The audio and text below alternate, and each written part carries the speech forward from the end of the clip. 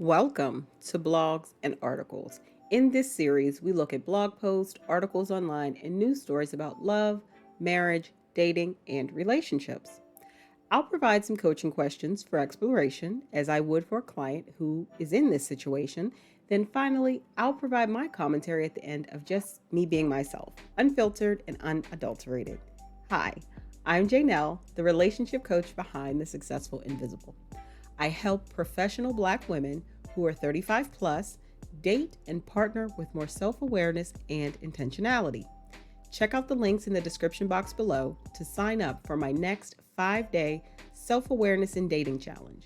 Remember to like, comment, share, and subscribe.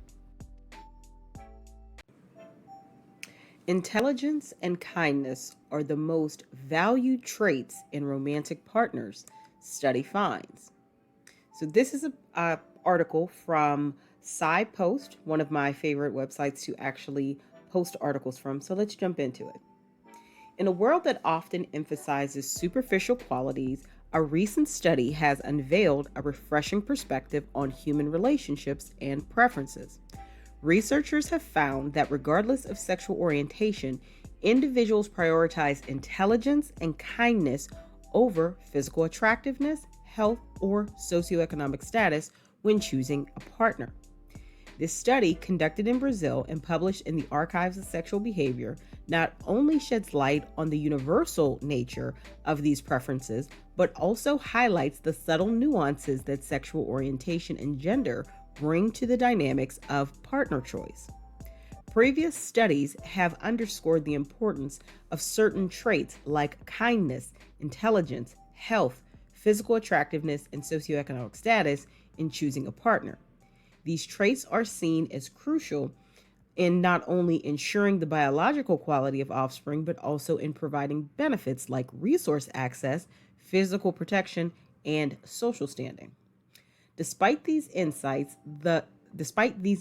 little attention has been given to how these preferences may vary across different cultures, especially in Latin America, and how individual differences such as sexual orientation might influence these preferences.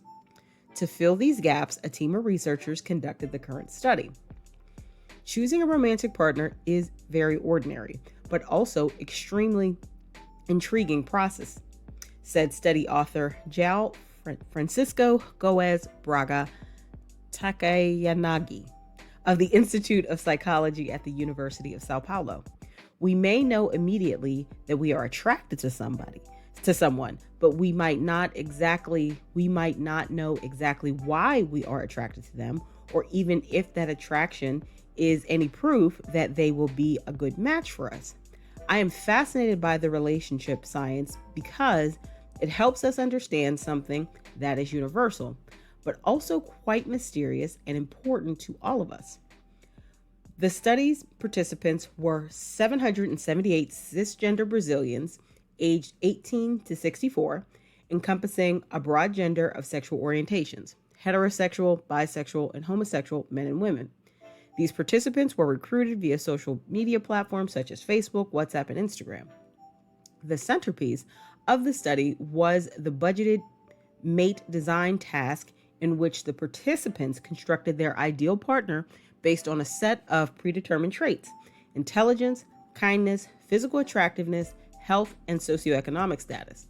Participants were presented with 3 distinct budget scenarios: low, medium, and high, each providing a finite amount of points they could allocate across the 5 traits to craft their ideal mate. This setup forced participants to prioritize certain traits over others, revealing the relative value they place on each characteristic when resources are limited. For example, with a high budget, participants might feel more liberty to allocate points evenly, showcasing a balanced preference. On the other hand, a low budget scenario would compel them to make tough decisions, highlighting which traits they deem essential in a partner. Intelligence and kindness emerged as the paramount traits desired by participants, regardless of their sexual orientation or gender. This universal appeal suggests a deep-rooted evolutionary significance where cognitive capacity and emotional warmth are prioritized. Despite the universal appeal of intelligence and kindness, the researchers uncovered variations in how these and other traits were valued when examining the data through the lens of sex and sexual orientation. Heterosexual men, for instance, displayed a unique emphasis on physical attractiveness, rating this trait significantly higher than their counterparts.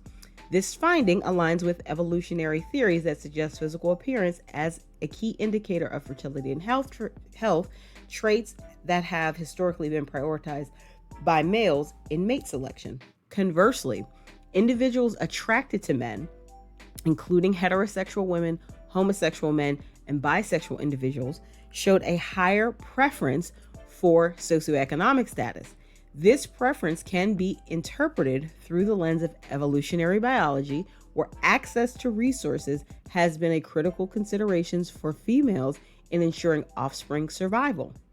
Interestingly, the study also found that preference for kindness was particularly pronounced among bisexual individuals.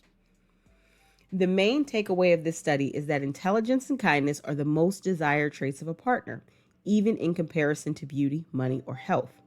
Takeyanagi told SciPost, "This is true for both men and women and across the sexual orientation spectrum, although heterosexual men do place a premium on their partner's physical attractiveness. Also, social status seems to be especially important for men's appeal, since both heterosexual women and gay men valued this trait more in relation to other groups. Still, if you want to attract more potential partners, working on your brains and personality seems to be your best bet." The budgeted mate design task revealed that preferences for intelligence and kindness became even more pronounced under higher budget scenarios, suggesting that when individuals have more resources at their disposal, they choose to invest more heavily in these traits.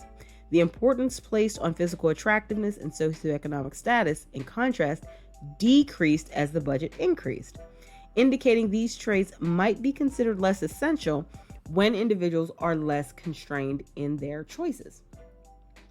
The researchers also observed a diminishing return pattern for physical attractiveness and socioeconomic status. Beyond a specific threshold of physical appeal and financial standing, individuals place less emphasis on these traits compared to others. Another layer of complexity was added by examining how individual characteristics such as sociosexuality, openness to casual sex, attachment styles, and homogamy, the tendency to prefer partners who are similar to oneself, influence trait preferences. Participants with a higher sociosexuality score indicated a greater openness to casual sexual relationships, showed a pronounced preference for physical attractiveness in potential partners, and showed a pronounced preference for physical attractiveness in potential partners. Individuals with higher levels of insecure attachment, either anxious or avoidant attachment styles, place greater importance on a partner's socioeconomic status. Finally, participants generally showed a preference for partners who match their own levels of kindness and intelligence, indicating a tendency towards seeking similarity in these crucial traits. However, the study is not without its limitations. An important caveat of this study is that it was based on that it was based on people's reported preferences, and what they say they like may not match exactly what they are actually looking for. Takeyanagi noted, even it is not perfect. This method allows us to survey a bigger sample and get a more general feeling of people's likes and dislikes than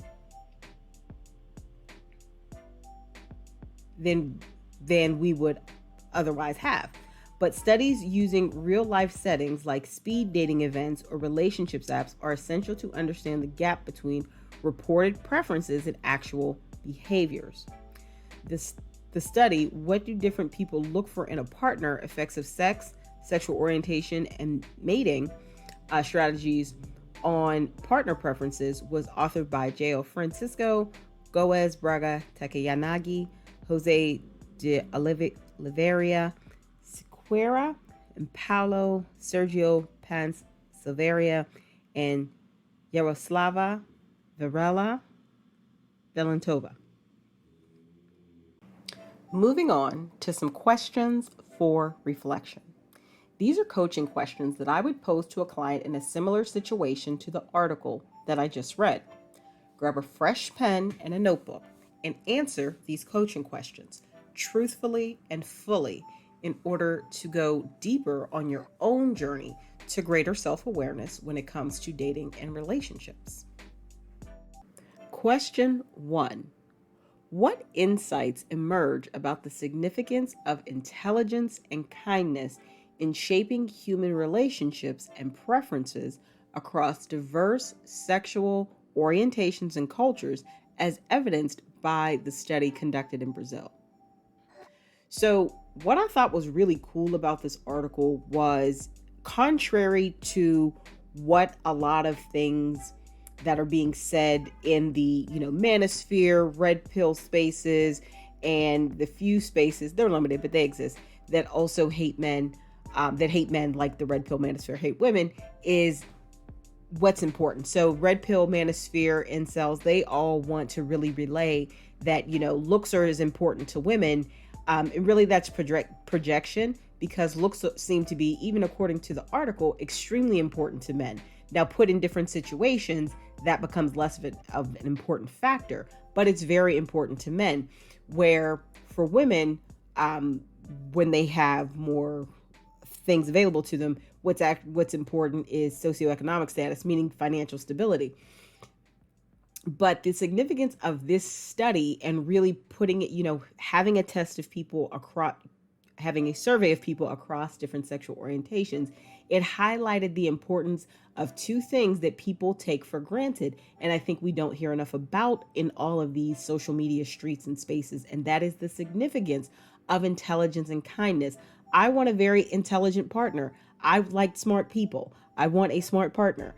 And well, it's kindness. Kindness is important because kindness is also, to me, not being nice, being kind. It's indicative of empathy. Having an empathetic partner is very important. And also, kindness is indicative of someone, if they don't have it already, they are open to or on the path to developing and growing in emotional intelligence.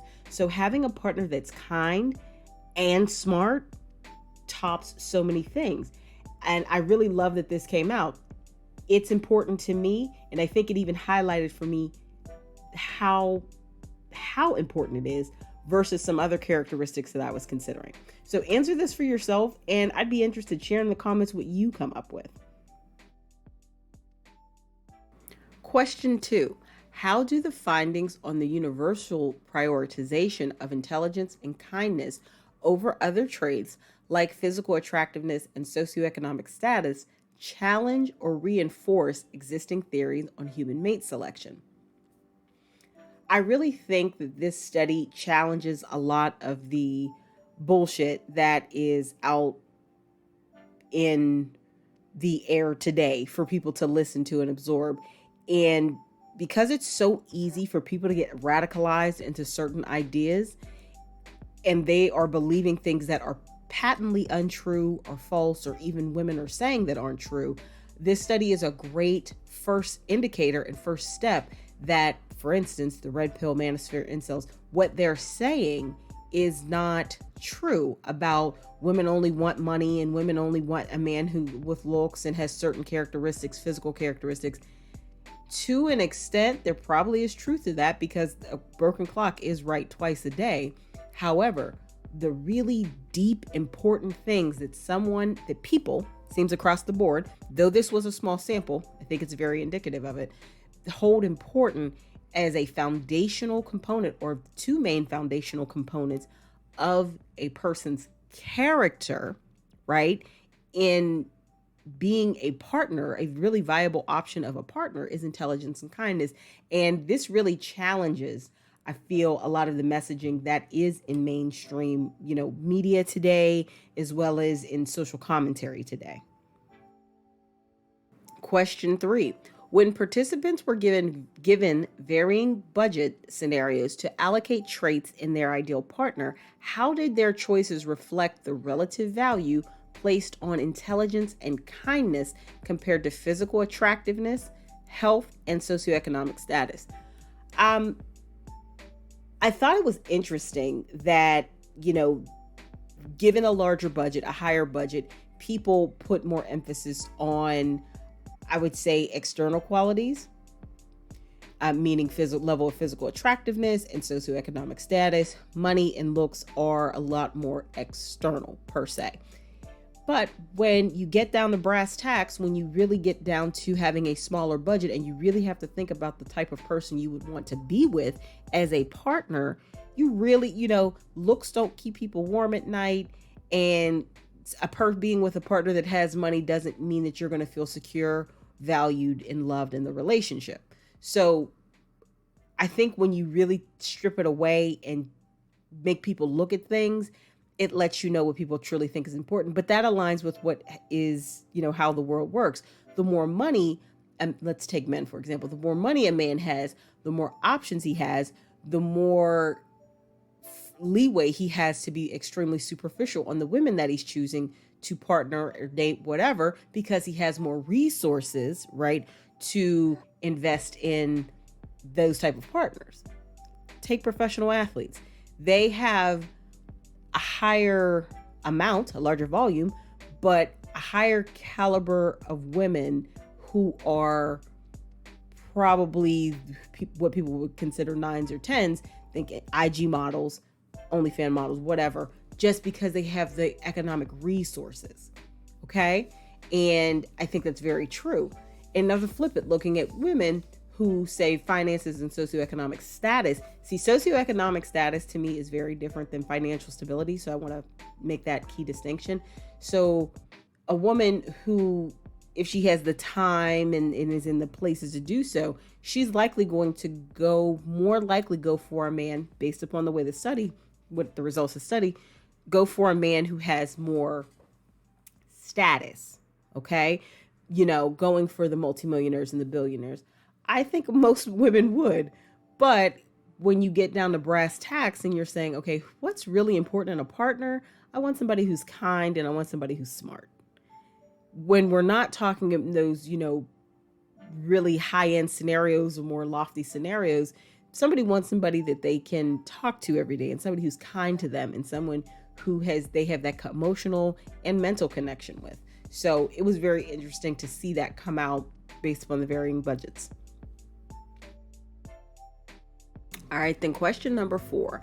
How might individual differences such as sociosexuality, attachment styles, and the tendency toward homogamy influence preferences for certain traits in a partner? And what implications do these preferences have for the dynamics of human relationships?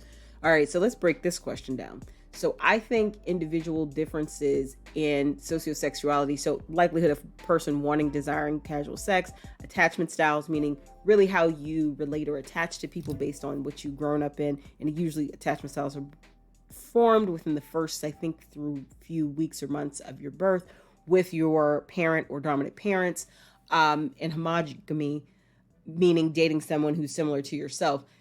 They play a huge role, and a lot of that is influenced by socialization and culture around how we weigh that in partner selection and mate selection. So I think it's going to vary based upon the person, based upon their culture, based upon their age, and based upon how much individual work that they've done within themselves to unpack parts of their socialization, unpack patriarchy, unpack any radicalization they've gone through, etc. So I think it's going to be a pretty big gap from person to person. Then the second part of the question, and what implications do these preferences have for the dynamics of human relationships? I think it has huge impacts in terms of even people choosing to partner or not, if they really can't find somebody or attract a partner who's really in alignment with a lot of those preferences, even beyond the kind of core components as the study laid out about intelligence, kindness, physical attractiveness, socioeconomic status, etc. I think those items are very important, and they're very important for each of us to consider how much work we've done in those areas when we're going to partner. And this is a great question for everyone who's listening to this to really sit and ruminate about and challenge your own self on how much of a part those things are playing into your decision to partner or not partner with somebody or give somebody a chance or not. Let's jump into one of my favorite parts of the videos for my blogs and article series. And that's where I just offer you my thoughts on the article or blog post that I just read. All right, so some of my thoughts around this are that the main portion of what we each need to consider when we're seriously looking for a partner is what are the core characteristics that are important to us. I know in today's world, it can be challenging for each and every one of us to really challenge our own mindset, unpack certain things. Like I said, unpack our own socialization, any radicalization, what we've been taught under patriarchy. We live in a patriarchal society that varies different country to country, but I'm here in the US. So how the system's set up, what's happening with laws. Like, it is so important for us to consider what's really important in a partner, not a jump off, not a one night stand, not somebody, you are very casual with, but in a true partner, what characteristics are important. Intelligence and kindness, hands down, I agree with this study that those are like very important. But I won't lie. Socioeconomic status is going to be a factor for me. I've worked hard to achieve certain things in my life, and I need someone who is coming from, at minimum, the same place I'm at. I'm a huge proponent of mutual reciprocity in a relationship. That's the only way, to me, you can have a healthy relationship. And if you don't have both people pouring in kind, and both people really making the effort, you are going to be in a pretty one-sided, lopsided a relationship where someone's getting used, someone's not feeling like they're being valued, respected, or treated like a partner. Not treated well anyway. And that's I think a point of contention for some people. Between genders, sometimes it's a point of contention, but even within oneself, a lot of folks do not want to consider or really be honest with themselves about what they value. Sociosexuality was a huge one as well, because that's about really a willingness or an openness to like casual sexual relationships. We live in a time of hookup culture. Hookup culture is something that when you're seeking out long-term partnership might not be the best thing for everyone. Also, if you have not done adequate internal work on your own healing, childhood trauma, any sexual trauma, etc., there is going to be an emotional component, a pretty devastating emotional component or price, I should say, that the person who is participating or has a high level or agreement with sociosexuality, meaning having casual sex, that they're going to pay, which is going to further impact them in their search for a partner. And I'm saying partner, long-term partner sense. So it's all about people getting honest with themselves, me included, work with my clients, etc. It's about people becoming honest and getting honest with themselves about what's important, where they are at in their personal journey in every aspect, and then what are the characteristics that they require, that they deem necessary in a partner so they can have a healthy, balanced relationship. So I really appreciated this study for highlighting some of the characteristics, the true important characteristics that are necessary for that healthy, loving, type of relationship. Thank you for joining me today for this episode of Blogs and Articles. Remember to like, comment, share, and subscribe. Check out the links in the description box below to sign up for my next 5-day self-awareness and dating challenge. Also, check out my podcast, The Successful Invisible. Next season publishing soon on Spotify and Apple Podcasts. Until next time, this is your coach, Jay Nell. Stay empowered and see you on the next article or blog post.